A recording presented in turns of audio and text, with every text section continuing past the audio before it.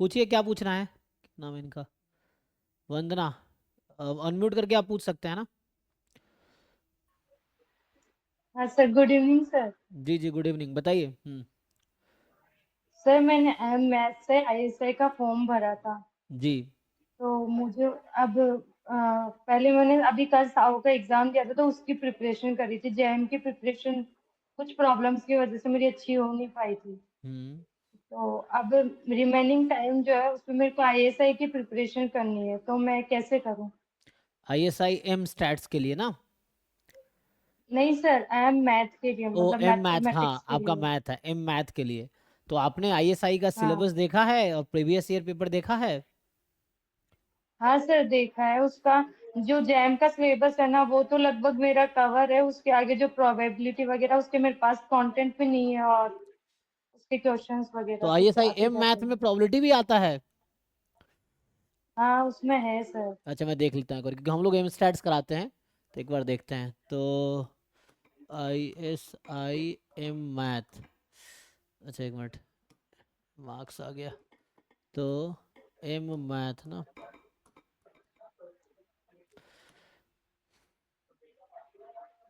तो ये जो है, सो है ना, सो ये जो है ना पेपर, तो यहाँ पी वाई क्यूज अवेलेबल है।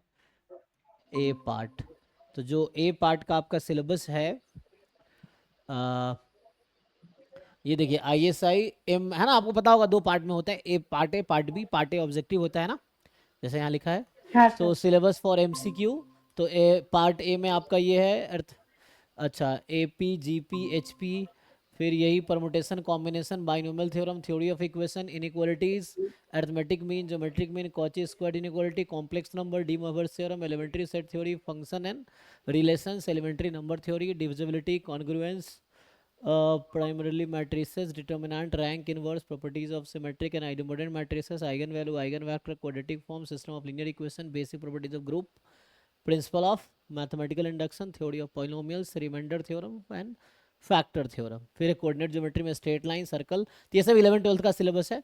इसमें भी कुछ पार्ट 11th-12th का भी है, कुछ ग्रेजुएशन का भी है। एंड कैलकुलस सीक्वेंस एंड इस प्रॉपर्टीज सीरीज, तो सीक्वेंस सीरीज को कैलकुलस में रखा है इन्होंने। Power series, Taylor series, Maclaurin series, convergence, limit continuity of function of one variable, differentiation integration of function of one variable with application, Rolle's theorem, mean value theorem, definite integral, maxima minima function of several variable, limit continuity, differentiability, double integral and their applications, and ordinary linear differential equation. फिर elementary discrete probability theory, जैसे combinatorial probability, conditional probability, Bayes theorem. तो ये 11th-12th का जो probability है ना, वो कर लेंगे, जिससे हो जाएगा आपका, ठीक है। ये जो है, अच्छा। ये जो सिलेबस है, ऑलमोस्ट 11th-12th का ही सिलेबस है।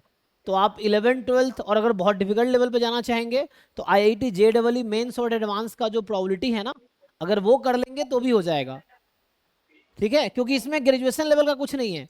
12th में था कॉम्बिनेटोरियल प्रोबेबिलिटी का, मतलब वही है कि एनसीआर एनपीआर का यूज होगा, ठीक है, वो है। और कंडीशनल प्रोबेबिलिटी आप जानते हैं, ई गिवन एफ की प्रोबेबिलिटी। एंड ये जो बेस थ्योरम क्लास 12th में एप्लीकेशंस। तो क्लास 11th और 12th की प्रोबेबिलिटी रिवाइज कर लीजिए, और डिफिकल्ट क्वेश्चन चाहिए तो मेंस एडवांस के क्वेश्चन प्रैक्टिस कर लेंगे, तो ये वाला पार्ट आप ठीक कर सकते हैं।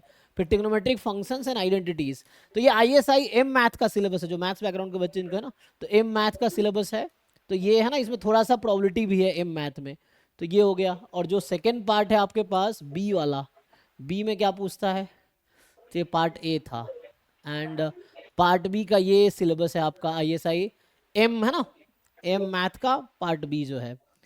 तो इसमें मेनली है analysis and metric spaces, countable uncountable set, equivalent relation, partitions, convergence and divergence of sequence and series, Cauchy sequence and completeness, Bolzano Weierstrass theorem, continuity, uniform continuity, differentiability, Taylor's expansion, then sequence and series of functions, elementary elements of ODE, then integral calculus of one variable, existence of Riemann integral, fundamental theorem of calculus, change of variable, improper integrals, elementary topological notion of metric spaces, open, closed and compact set, continuous function, completeness of metric spaces, and linear algebra में ये सब है ना, vector spaces and all that. So vector space, subspace, basis, dimension, direct sum, matrices, है ना, system of linear equation, determinant, diagonalization, है ना, triangular forms, inner product and all that, है ना, linear transformation, then group, sub group, coset group, homomorphism, product, Lagrange theorem, Sylow's theorems, ring ideals, maximum ideals, prime ideals, coset rings, integral domain, Chinese remainder theorem, polynomial rings, fields. Then elementary probability theory यहाँ भी है फिर से, combinatorial probability, event, random variable, independence, expectation. ये थोड़ा सा extra है। जो आपका पार्ट ए में था वो बेसिक 11th-12th वाला था। यहाँ पे थोड़े से रैंडम वेरिएबल पे आप पढ़ना पड़ेगा कि what is random variable, what is independent random variable, what is expectation and variance. तो ये रैंडम वेरिएबल पार्ट अगर आप जैम स्टैट वाला पार्ट भी कवर कर लेंगे ना, जो रैंडम वेरिएबल होता है जैम स्टैट्स के सिलेबस में, या कोई भी प्रोबेबिलिटी स्टैटिस्टिक्स की बुक उठाएंगे उससे आप कवर कर, जैसे मान लो वीके रवैतगी की बुक आती है जो आपने पढ़े होंगे। आपका अभी ग्रेजुएशन कंप्लीट हुआ है ना, तो ग्रेजुएशन आपने प्रोबेबिलिटी स्टैट्स तो पढ़े हाँ होंगे, सर। ग्रेजुएशन में पढ़ा होगा आपने प्रोबेबिलिटी स्टैट्स। नहीं सर, बीएससी किया है मैंने। हाँ तो बीएससी में तो रहता है, बीएससी मैथ्स में भी स्टैट्स के कोर्स रहते हैं। आपका 3 साल याद नहीं में है सर। कहीं भी प्रोबेबिलिटी का कोर्स नहीं था किसी भी सेमेस्टर में? सर आरयू से होता, एक एग्जाम होता था, एनुअल एग्जाम। हाँ मतलब एक कोर्स तो होगा कम से कम, क्योंकि ये तो मतलब कंपलसरी कोर्स है। प्रोबेबिलिटी स्टैटिस्टिक्स एक कंपलसरी कोर्स है, चाहे कोई बच्चा ग्रेजुएशन मैथ में कर रहा हो चाहे स्टैट्स में कर रहा हो, वो प्रोबेबिलिटी कोर्स तो पढ़ना ही है उसको। इवन ग्रेजुएशन मैथ में कर रहा है उसमें भी तो कहीं ना कहीं आपने पढ़ा होगा, तो आपको रिवाइज करना पड़ेगा। नहीं तो आप इसके लिए कर सकते हैं कि हमारा आप जैम स्टैट्स का रिकॉर्डेड कोर्स ले सकते हैं, उसमें आपका ये वाला पार्ट डिटेल में कवर हो जाएगा। उसमें आपको मेनली प्रोबेबिलिटी पार्ट देखना है और रैंडम वेरिएबल देखना है। इसमें रैंडम वेरिएबल है और ये इंडिपेंडेंस की बात कर रहा है, इसका मतलब है कि आपको ज्वाइंट की बात कर रहा है, सिंगल रैंडम वेरिएबल, ज्वाइंट है ना, टू बाईवेरिएट रैंडम वेरिएबल, वो सब करना पड़ेगा। तो ये थोड़े आगे है कि है ना, तो क्यूएमबी पार्ट है, तो ये कर सकते हैं। बाकी करना क्या है, तो अभी आपके पास ज़्यादा टाइम बचा नहीं है, तो बहुत कुछ करने के है नहीं, तो अभी हाँ आप सर। बैठ के सिर्फ प्रीवियस ईयर पेपर सॉल्व कर लो। उसके लिए जो जानकारी चाहिए वो पढ़ लो कहीं से, चैट जीपीटी, गूगल, यूट्यूब, या हमसे या कोई फ्रेंड से, कहीं से भी बुक से आप कहीं से सीखो। पीवाई क्यूज में जो जानकारी चाहिए एटलीस्ट उतना इकट्ठा कर लोगे तो कुछ हद तक आपकी तैयारी ऐसी हो जाएगी। बस पीवाई क्यू ढंग से सॉल्व करने से होता है कि हमें ये समझ आ जाता है एग्जाम में क्या क्या नॉलेज चाहिए, है ना। बट वो सफिशिएंट नहीं होता है, बट वो नेसेसरी है, उतना तो आना ही चाहिए। और एक्स्ट्रा आप कितना पढ़ सकते हैं वो आपके ऊपर है।